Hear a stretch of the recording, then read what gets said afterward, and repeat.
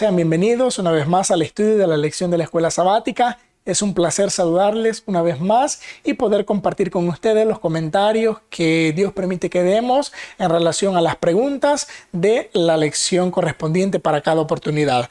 Tenemos el privilegio de parte de Dios de contar con la vida y de poder dirigirnos hacia cada uno de vosotros. Nuevamente estará vuestro servidor Luis Argueta y acompañado del pastor Enrique Ramos. Bienvenido, pastor. Muchas gracias, hermano, por la invitación. Es un privilegio, ¿verdad?, poder comentar la lección que corresponde para este sábado. Así es. Vamos a pedir la dirección a Dios para que Él sea quien guíe nuestra mente en los conceptos que vamos a tener de esta lección. Así que oremos a nuestro Dios. Amoroso Dios y buen Padre, nos arrodillamos delante de tu presencia para agradecerte por la dicha que nos brindas de poder contar con vida. Oramos también para que nos ayudes a esforzarnos por hacer tu voluntad, ayudarnos a poder dar el máximo de nosotros para ser obedientes a tu palabra y que también en este momento que vamos a estudiar la lección pueda ser para nuestro beneficio espiritual, pueda ser de provecho en nuestra vida y que puedan ser consejos que nos ayuden a crecer. Ayúdanos también a seguir adelante, esforzarnos por ganar la vida eterna y que nuestra vida pueda ser un reflejo de la verdadera vida cristiana en esta tierra. Todo lo pedimos en el nombre de Jesús. Amén. Tenemos en esta ocasión una lección la cual está titulada Exhortación al deber. Es una lección bastante importante porque nos ayudará a nosotros a comprender que también tenemos un deber que desempeñar en nuestra vida. Quiero leer lo que dice Mensajes Selectos, el tomo 2, la página número 172, que aparece como introducción. Hay deberes especiales que deben realizarse, reproches especiales que deben darse en este periodo de la historia terrena. El Señor no dejará a su iglesia sin reproches y advertencias. Los pecados se han puesto de moda, pero no por eso son menos ofensivos a la vista de Dios. Se los disculpa, se disminuye su gravedad y se los excusa. Se recibe amistosamente a las mismas personas que están introduciendo teorías falsas y conceptos falsos, que confunden la mente del pueblo de Dios, que atenúan sus sensibilidades con respecto a lo que son los principios rectos. De este modo, la conciencia se ha tornado insensible a los consejos y a los reproches que se han dado. La luz impartida y las exhortaciones al arrepentimiento han sido extinguidas por las nubes de la incredulidad y la oposición, introducidas por los planes y las invenciones humanas. Vamos a pasar a las preguntas. Ya tenemos la idea general de lo que vamos a ver en esta lección. Aprendiendo del pasado, Pastor Enrique Ramos, ¿qué mensaje específico dio Dios a Israel como exhortación basado en los errores del pasado? Muy bien, hermanos, vemos de que Dios siempre, ¿verdad?, siempre llamó al pueblo, le dio mensajes, enseñanzas, siempre mandó profetas para que Israel conociera la voluntad de Dios. Pero sabemos, ¿verdad?, de que hay mensajes específicos. Por ejemplo, en Isaías 48 dice: yo soy Jehová Dios tuyo, que te enseña provechosamente, que te encamina por el camino que debes seguir. Esa es una declaración de que Israel no estaba ignorante, que si fallaba era por voluntad propia, no por ignorancia. Pero dice, ¿verdad?, oh, si hubieras atendido a mis mandamientos, fuera entonces tu paz como la de un río y tu justicia como las ondas de mar. Así que aquí, hermano Luis, ¿verdad?, encontramos la exhortación, ¿verdad?, específica de parte de Dios. Y sabemos nosotros, ¿verdad?, de que no solo en esta ocasión, siempre, hermana, en todo lo que está registrado en la palabra de Dios, alguien decía: ¿y por qué se registra lo malo? Si se registra lo malo, es para una enseñanza también para nosotros, de que no cometamos los mismos errores. Porque si solo se pusiera la parte positiva, tal vez alguien tuviera quizás la curiosidad, pero aún conociendo, ¿verdad?, todo lo que está registrado en la palabra de Dios. Y aquí encontramos, ¿verdad?, de que tenemos que aprender del pasado. Tenemos que mejorar, ¿verdad?, lo que ya pasó el pueblo. Nosotros, con la ayuda de Dios, tratar de ser mejores.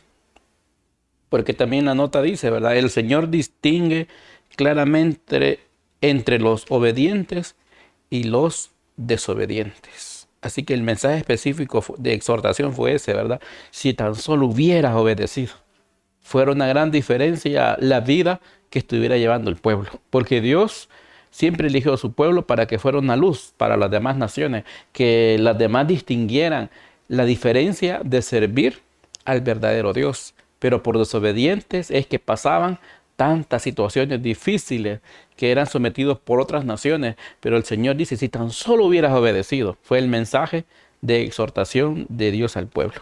Y para el pueblo no había excusa, Pastor Enrique, de decir, es que no conocemos esto. Por eso Dios, en primer lugar, antes de darles el reproche, les dijo, yo te he enseñado. Ajá. Yo soy el que te enseño. Y luego le dijo, si lo que te he enseñado lo hubieras obedecido, fuera muy diferente la situación. Tendrías paz como un río, y les comenzó a dar la descripción de lo que podrían haber logrado. Concluimos. ¿Qué mensaje específico dio Dios a Israel como exhortación basado en los errores pasados? El mensaje específico fue, o si hubieras atendido mis mandamientos. En pocas palabras, que no habían obedecido su ley. La pregunta número 2 nos dice, ¿qué lección crucial sobre la historia de Israel se destaca como una advertencia para aprender de los errores del pasado?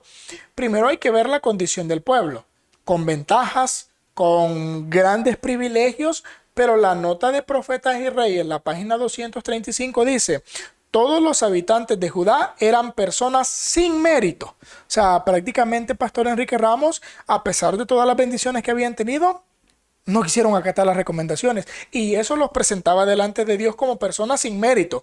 Pero, sin embargo, dice la nota, Dios no quería renunciar a ellos. Y es por eso que el mensaje, antes de hacer ver lo que al pueblo le iba a pasar, o le estaba pasando, Dios daba a conocer su grande amor, su misericordia. Dice Isaías 48:9, por amor de mi nombre diferiré mi ira, y para alabanza mía la reprimiré, para no destruirte. O sea, Dios estaba diciendo, yo por amor a mí no los voy a destruir, mas sin embargo sí debían sufrir consecuencias. No era que Dios los amo tanto, me amo a mí, por eso los voy a redimir, los voy a restaurar y no les va a pasar nada. No, Dios quería siempre que aprendieran una lección. Aunque Él los rescataría, les ayudaría, la lección la tenían que pasar. ¿Cuál era la lección? Dice el versículo 10 de Isaías 48. He aquí te he purificado y no como a plata. Te he escogido en horno de aflicción.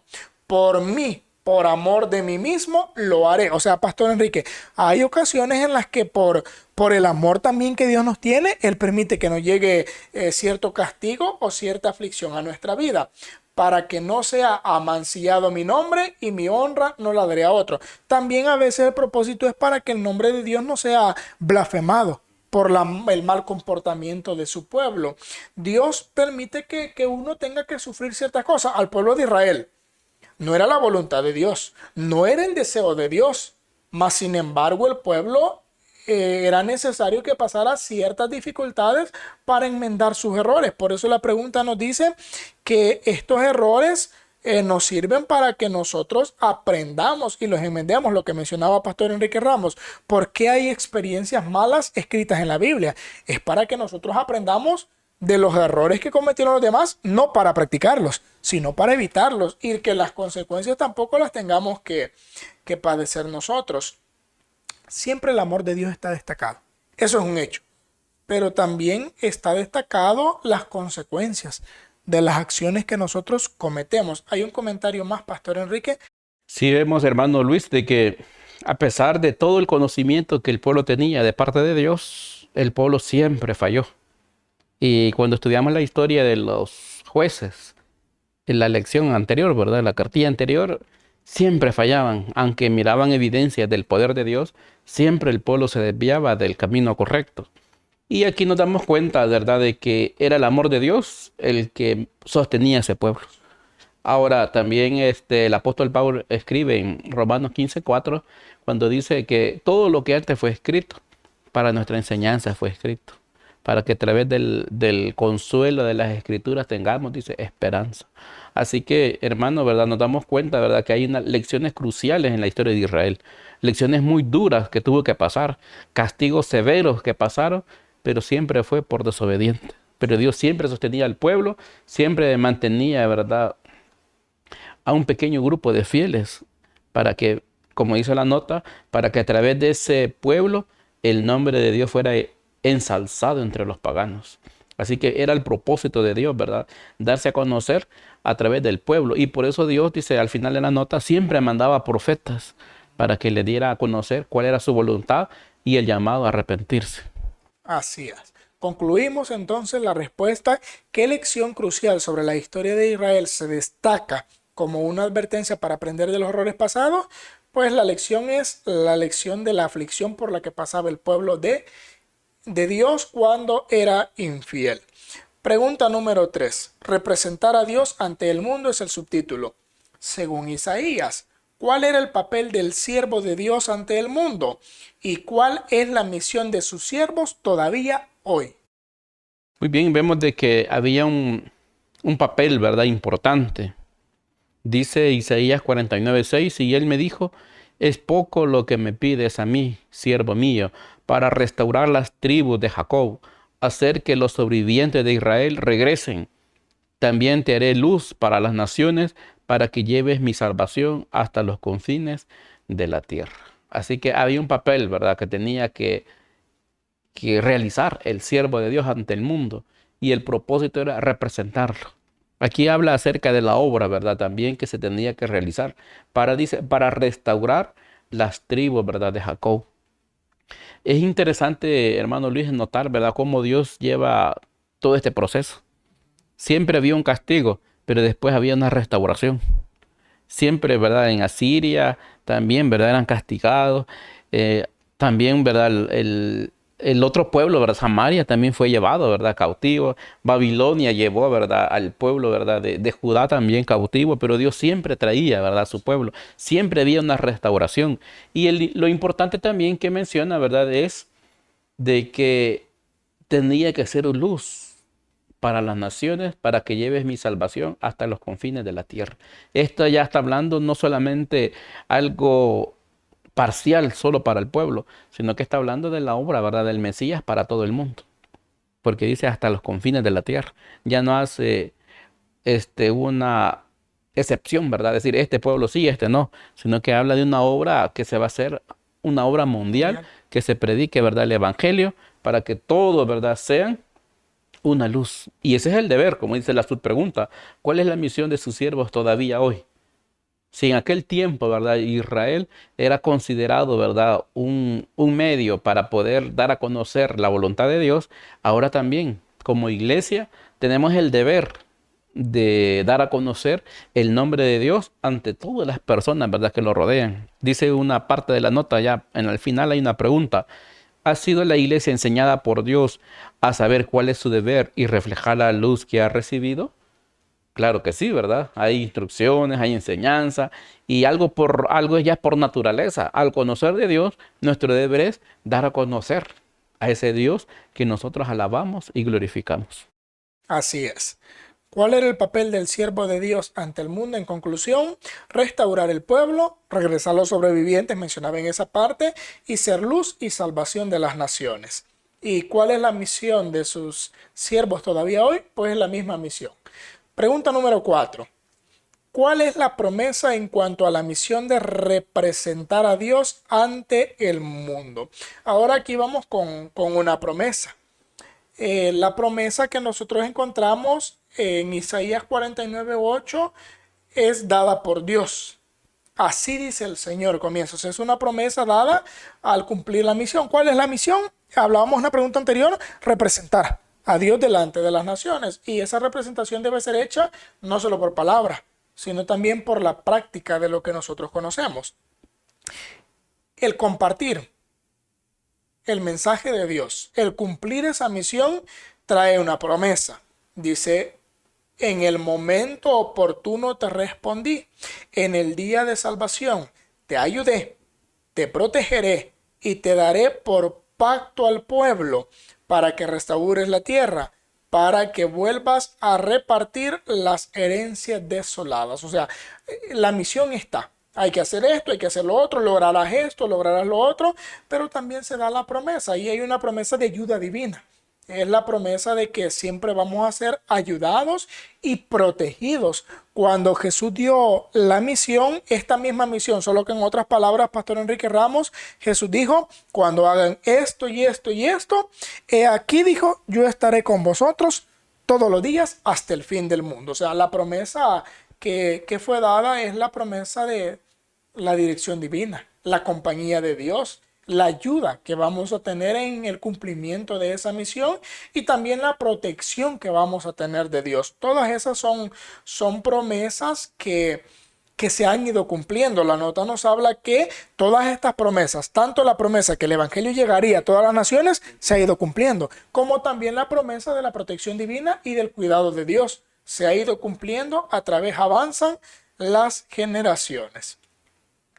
Pastor Enrique, ¿qué hay otro detalle en relación a esta pregunta también de la promesa maravillosa de Dios? Claro, las promesas al cumplir la misión, ¿verdad? Al Porque cumplirla. de eso se trata en cuanto a la misión de representar a Dios. O sea, se representa a Dios con el testimonio, ¿verdad? Dar a conocer la obra que Dios ha hecho en nuestra vida y también de testificar de la obra que Dios hace en nuestra vida, sea escrita u oral, ¿verdad? Que de dar a conocer el verdadero Dios. Y cuando Jesús mandó a sus discípulos en sus primeras misiones, que los mandó solos, Él les dijo, vayan, no lleven nada, dijo, ¿verdad?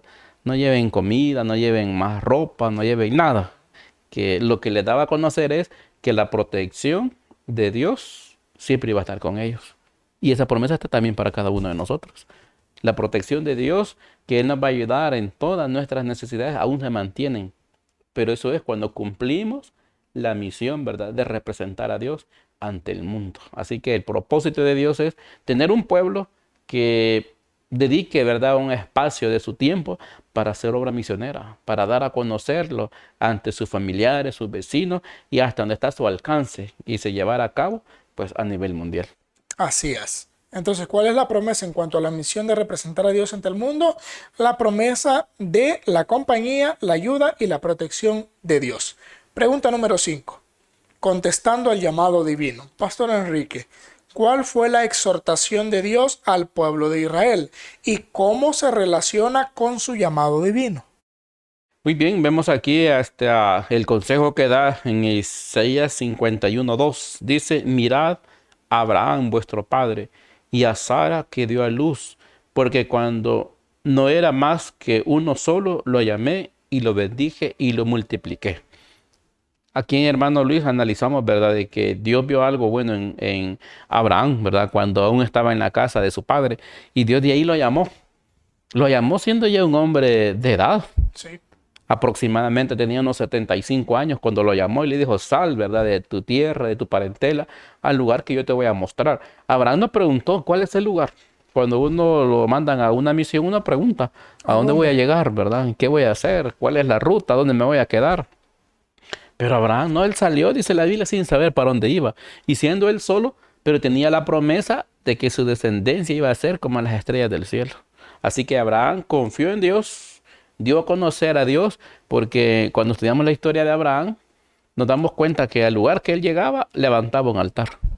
Y esos altares quedaban como testimonio de que ahí había pasado un hombre que adoraba al verdadero Dios. Así que por eso el consejo dice, mirad a Abraham, a vuestro padre, le decía a Israel, ¿verdad? Y a Sara, que cuando era uno solo, Dios lo llamó, lo bendijo y lo multiplicó. Así que la bendición de Dios estuvo con Abraham. Y Abraham, ¿verdad?, dio a conocer de que él era un hombre bendecido por Dios. Ahora también dice, ¿cómo se relaciona con su llamado divino? Bueno, Dios llama a Abraham, ¿verdad?, de una forma directa. Ahora también Dios llama, ¿verdad?, a cada uno de nosotros, que nuestro deber, como el de Abraham, es dar a conocer a Dios, ¿verdad?, ante el mundo. Pero para eso, ¿verdad?, tenemos nosotros que estudiar, meditar más en la escritura, porque en esta nota también nos da un consejo. Dice, no queden nunca satisfechos con un conocimiento parcial de la verdad, basados en algunas poco fundamentadas suposiciones. Así que nunca nos tenemos que estar conformes con conocer un poquito. Nuestro deber es de estudiar más y de conocer, pero no para quedarnos para nosotros, sino que nuestro deber es también dar a conocer a Dios ante el mundo. Muy bien, es impresionante, pastor, porque la obra de Abraham no fue una obra solo de conocimiento, sino de práctica. Él se esforzó por dar a conocer a Dios, lo que usted comenzaba, donde él llegaba, la preocupación de él era que la gente tuviera un testimonio claro de la verdadera adoración a Dios. Así que también encontramos acá que en el versículo 4 de Isaías 51, un requisito de Dios o una exhortación también: estad atentos a mí, pueblo mío, y oídme, nación mía, porque de mí saldrá la ley. O sea, no es solo de ver los ejemplos, de analizar lo que ha pasado, sino también de estar atentos a él, de oír la voz de Dios a través de estos ejemplos que han sido dados. Así que, ¿cuál fue la exhortación de Dios al pueblo de Israel como conclusión? Que vieran la experiencia de Abraham y estuvieran atentos a la voz de Dios. Y ¿cómo se relaciona con su llamado divino? Que al igual como Abraham dio a conocer a Dios, así el pueblo debe darlo a conocer ahora. Pregunta número 6. ¿Qué dijo Dios a todos los que conocen su justicia y tienen su ley en el corazón? Ahora viene lo que dice Dios. Aquí vamos en relación a los obedientes. ¿Qué dice Dios de los obedientes? Primero quiero resaltar lo que dice Patriarcas y Profetas, la página número 355. Entonces os tornaréis y echaréis de ver la diferencia entre el justo y el malo, entre el que sirve a Dios y el que no le sirve. O sea, lo primero que dice Dios acerca de los que conocen su justicia y tienen la ley en el corazón, Pastor Enrique, es que marcan la diferencia. Es un pueblo diferente. Siempre que hablamos de un pueblo diferente se nos viene a la mente aquella experiencia en el tiempo de la reina Esther, cuando se habló del pueblo y se dijo: hay un pueblo diferente, leyes diferentes, costumbres diferentes, y no se sujetan a las leyes del rey, se mencionó en ese momento. Y no se veía que ese pueblo fuera un beneficio. Por eso dijeron: de nada sirve tenerlo. El pueblo de Dios, al marcar la diferencia, para el mundo aparentemente no va a ser un beneficio que el pueblo sea diferente, pero esa diferencia sí será un beneficio tanto para el pueblo, para la humanidad en general en su momento adecuado, y también es un beneficio en la obra de Dios porque se da a conocer verdaderamente el carácter divino establecido en una persona. La parte del versículo también nos habla otra cosa que dijo Dios en relación a este punto. Más que todo era un llamado de parte de Dios a que si el pueblo tenía la ley de Dios, dice el versículo: no temas afrenta de hombre.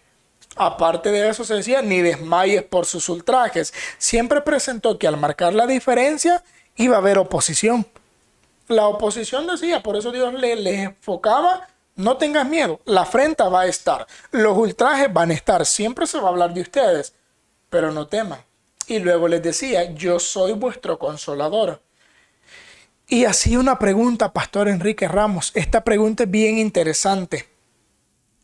¿Quién eres tú para que tengas temor del hombre que es mortal y del Hijo de Hombre que es como heno? O sea, le hacía ver al pueblo que ellos también comprendieran que eran un pueblo diferente y especial. ¿Quién eres tú para que les tenga miedo? Le decía: a ver, ¿quién eres tú? Si eres el pueblo de Dios, ¿por qué les tienes miedo entonces? Les hacía ver siempre lo que hemos estado hablando: la protección divina, el cuidado de Dios, pero con el requisito de ser diferentes. Tristemente, Pastor Enrique, la nota nos hace la pregunta: ¿por qué el antiguo Israel se olvidó tan fácilmente de las intervenciones de Dios? La promesa estaba, el beneficio estaba, pero aún con todo eso el pueblo tendía a apartarse de Dios, tendía a descuidarse de su preparación espiritual. Y eso era lo que hacía que el pueblo sufriera por momentos. Pero cuando el pueblo era fiel a Dios, no había ninguna nación que les hiciera frente. No había cosa que ellos no lograran. Pero eso dependía de la fidelidad que ponían en Dios. Así que concluimos con esta pregunta con un comentario del pastor Enrique Ramos. Si vemos de que Dios hace la promesa a los que conocen. Por eso también sabemos ver que la diferencia, dice Malaquías, ¿verdad? Habrá una diferencia. Se va a notar la diferencia del que le sirve a Dios y del que no le sirve. Podemos notarlo desde la época de de que el pueblo estaba en Egipto con las plagas. Había una diferencia, quién era pueblo de Dios y quién no era pueblo de Dios, en las consecuencias, ¿verdad?, de la ira de Dios. Y también el apóstol Pablo menciona en el libro de Romanos, él dice, si Dios con nosotros, ¿verdad?, ¿quién contra nosotros? También Jesús dijo, ¿verdad?, que no tuviéramos miedo del que mata el cuerpo. Así que la promesa de Dios está en que siempre va a estar al cuidado, ¿verdad?, de sus hijos. Esa es la promesa de Dios, ¿verdad? Eso es lo que Él dijo, pero lo dijo para aquellos, ¿verdad?, que conocen su justicia y tienen su ley, ¿verdad?, en su corazón. También el apóstol Pablo dice, ¿verdad?, que en el libro Romanos 8, de que todas las cosas obran al bien, pero Así la es. promesa es para aquellos que le conocen, para aquellos, ¿verdad?, que meditan, ¿verdad?, aquellos que buscan de Dios. Para ellos es la promesa de que todo lo que pase va a ser con un propósito, de prepararlo para desarrollar mejor, ¿verdad?, su carácter y que pueda estar, ¿verdad?, siempre obedeciendo al Señor. Muy bien. Entonces concluimos que dijo Dios a todos los que conocen su justicia y tienen su ley en el corazón. Dijo que son diferentes, tienen la ayuda divina. O sea, prácticamente, Pastor Enrique, que marcarían una diferencia. Y que esa diferencia haría que la presencia divina siempre estuviera con ellos. Pregunta número 7. ¿Qué instrucciones dio Dios a su pueblo para salir de Babilonia? Y la su pregunta, ¿en qué sentido siguen siendo válidas? Muy bien, el consejo de Isaías 52 dice, apartaos, apartaos, salid de ahí, no toquéis cosa inmunda, salid de en medio de ella, purificaos los que lleváis los utensilios de Jehová. Así que la advertencia, ¿verdad?, o la instrucción que dio Dios a su pueblo era a no participar de lo mismo, ¿verdad?, que se participaba en Babilonia. Sabemos nosotros, hermano Luis, de que Babilonia viene de Babel y significa confusión. De eso viene de Babilonia, ¿verdad? Babilonia es una confusión. Ahora, en la parte espiritual, Babilonia pues es una confusión, ¿verdad? Una confusión tremenda de la doctrina, ¿verdad?, de Cristo. Porque predican a Jesús, pero con una confusión bastante marcada para poder confundir al pueblo. Aún está la advertencia está, ¿verdad?, para el pueblo de Dios, que también pueden ser engañados. Así que es importante tomar en cuenta, ¿verdad?, que cada consejo, ¿verdad?, que se da a conocer en la palabra de Dios es para conocer más. Decía una de las notas anteriores, que no nos conformemos con tener una mera teoría de la verdad, sino que tenemos que profundizar más, porque hoy en día hay muchos hombres astutos que están enseñando la mentira y la enseñan como una verdad. Y eso es lo que tenemos que tener como pueblo, ¿verdad? De tratar de apartarnos de Babilonia, de una Babilonia moderna, de la confusión religiosa y de las prácticas que hacen también, ¿verdad?, las personas que no conocen a Dios.